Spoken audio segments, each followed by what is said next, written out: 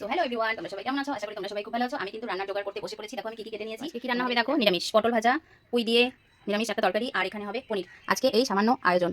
চলো রান্না করে নিই। কড়াইতে দিয়ে দিলাম তেল, এবার হবে পটল ভাজা। তো এই দেখো হলুদ বাড়ন্ত ছিল, তাই হলুদটা আনা হয়েছে। আজকে সোমবার, আজকে নিরামিষ, তাই নিরামিষের সব কিছু আলাদা। এখানে একটু ভেজে নেই একবারে হলুদটা।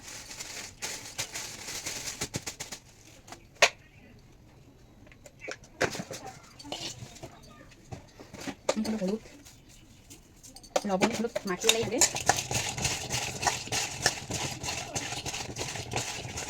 একে একে আমি পটলগুলো দিয়ে দিই। সেই পুরো হিট হয়ে গেছে। পটল ভাজা খেতে আমার ভীষণ ভালো লাগে, তাই আমি কিন্তু প্রায় প্রায় পটলটা বানাই।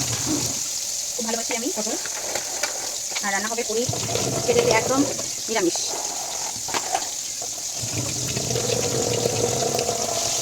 আর গরম পড়েছে বন্ধুরা, প্রচণ্ড গরম। আজকে দেখো আমি সাদা তেল দিয়ে রান্না করছি, সাদা তেল দিয়ে রান্না করছি আজকে।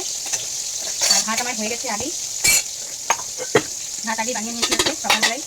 ভাতগুলোকে ছাড়িয়ে রাখি। ভাতগুলো এরকম করে কেটে রাখলে ভাতগুলো ভাজা হয়। গরম করুক আর যাই করুক, রান্নাঘরে আসতেই হবে। শরীর খারাপ হোক ভালো মন্দ যাই হোক না কেন, রান্না করতেই হবে। তাই কিন্তু সকাল সকাল বসিয়ে দিই, কারণ এত গরম পড়ছে, সে কারণে সকাল সকাল রান্নাটা বসিয়ে দিই।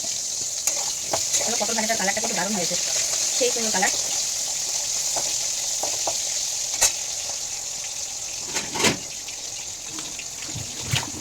তো আমি এটাকে নামাবো পটলটা।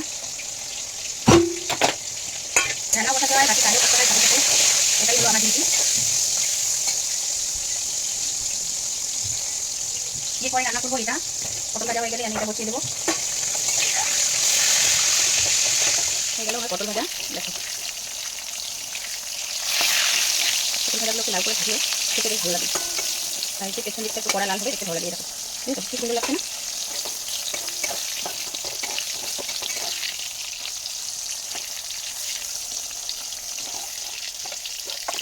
হয়ে গেছে আমার পটল ভাজা। সাবধানে করি যাতে তেলে না যায়, মিক্সি হয়ে যায়। এই দেখো হয়ে গেল আমার পটল ভাজা রেডি। শুকনো লঙ্কা যা তেল আছে ওটাই হয়ে যাবে। আর দেবো পাঁচফোড়ন। শুকনো লঙ্কা পাঁচফোড়ন দিয়ে কিন্তু আমি এটা আজকে বানাবো। এটা ধুয়ে রাখা সবজিগুলো ধুয়ে দেবো।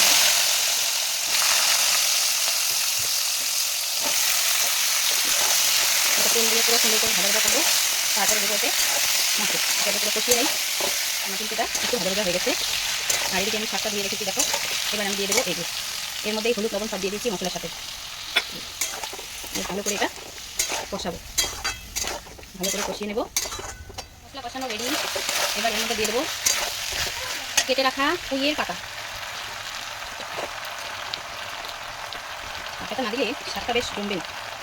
একটা জিনিসের কমি, সেটা হলো মিষ্টি কুমড়ো। এখানে মিষ্টি কুমড়ো দিলে আরও ভালো হতো, কিন্তু মিষ্টি কুমড়ো নেই, সেই জন্য যা আছে তাই দিয়েই বানাচ্ছি।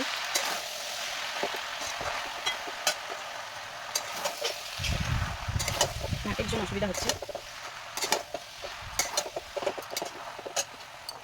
একটু দিয়ে দেবো ঢেকে। এবার একটু ঢাকাটা তুলে দেখি শাকগুলোর কী অবস্থা। ওরে বাবা দেখো শাকগুলো সব কিছুর সাথে মজে গেছে। পরে দিলে শাকটা একটু দেখা যায়, আর আগে যদি একবারে সবজির সাথে তুমি শাকটা দিয়ে দাও তাহলে কিন্তু পাতাগুলো আর কিছুই দেখা যায় না। সেই জন্য আমি মশলা কষিয়ে তারপর কিন্তু এগুলো দিয়েছি, তাই বলে দেখা যাচ্ছে। তো দেখো আলু পেঁয়াজ সব আমার সেদ্ধ হয়ে গেছে। এবার ডাটাও সেদ্ধ হয়ে গেছে খুব সুন্দরভাবে। একটু ভালো করে কষিয়ে চিনি দিয়ে নামিয়ে নেবো। এই হলো পুঁই শাক। এর মধ্যে অনেকে চিংড়ি মাছও খায়, আজকে যেহেতু নিরামিষ তাই আমি আর এতে কিছু দেবো না। যেহেতু মিষ্টি কুমড়ো নেই তাই একটু মিষ্টি হওয়ার জন্য কিন্তু আমি এতে চিনি ফেলে দিলাম। চিনি দিলে সবজির টেস্টটা অন্যরকম লাগে। যে কোনো নিরামিষ তরকারি করবে একটু চিনি দেবে, দেখবে স্বাদটা অন্যরকম লাগে। তো দেখো ফাইনাল আমার কিন্তু সবজিটা হয়ে গেছে। আমি এবার নামিয়ে দেবো। এবার আমি নামিয়ে দিলাম। এবার রান্না করতে হবে পনির।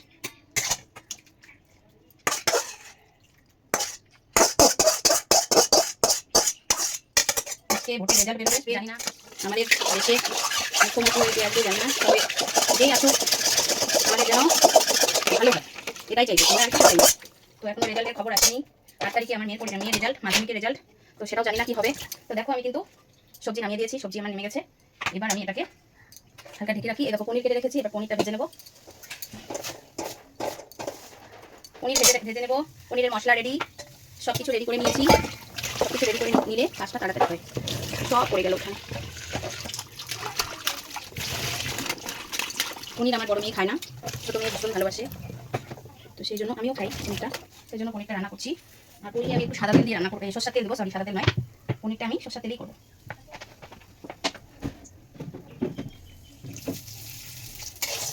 কড়াই বসিয়ে দিয়েছি, এবার গরম হোক, পুরো গরম হয়ে এসছে। এবার আমি দিয়ে দেবো পনির, পনিরগুলো ভেজে নিই। 200 গ্রাম পনির নিয়ে আসছি, তবু আমার মেয়ে বলছে মা আরও নিয়ে আসছে, পনির কিন্তু খাওয়ার লোক নেই, ওই খায়, তবু ওর দেখে মনে হচ্ছে কম কম। আমি বললাম তুই খাইস, তোর যতটা ভালো লাগে। মোবাইলে জানি না কতটা কি দেখা যাচ্ছে, এখানে কিন্তু 200 গ্রাম পনির আছে। তো চলো পনিরটা আমি ভাজা আমার হয়ে গেছে। এবার পনিরগুলোকে আমি তুলে রাখবো জলে, জলে পনিরটা রাখলে এই দেখো পনিরটা নরম ভালো হয়, নরম হয়। সেই জলটা শুধু আবার দিয়ে দেবো আমি ছেলে, ভেঙে ভেঙে গেছে।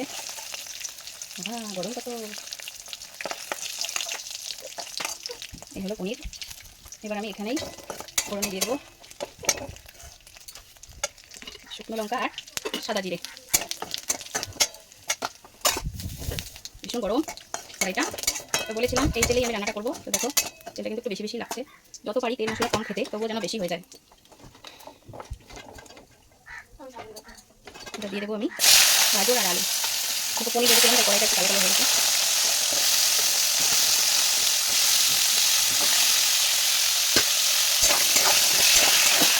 ভালো করে তেলে কষিয়ে নেই, সব কিছু জিনিস একটু ভেজে রান্না করলে এটা কিন্তু টেস্টটা আলাদা হয়ে গেছে সবজিটা। আমি এতে দিয়ে দেবো লবণ আর হলুদ দিয়ে রেখেছি, মশলাটা পেস্ট করে রেখেছি, এবার দিয়ে দিলাম এখানে। সুন্দর করে মশলার সাথে সবজিগুলোকে কষিয়ে নেবো।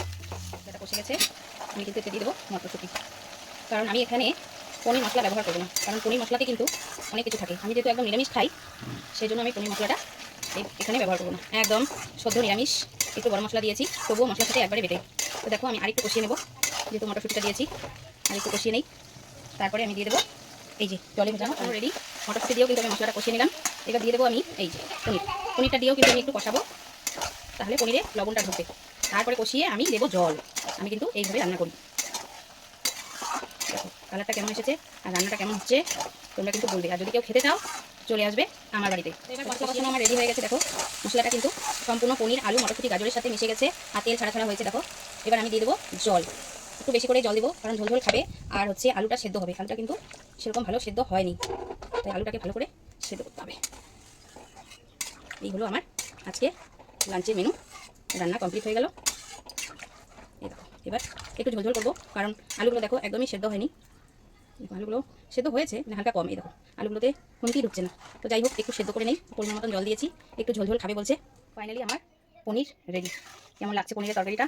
আজকে লাঞ্চের মেনু হচ্ছে এতটুকুই। তো চলো টাটা।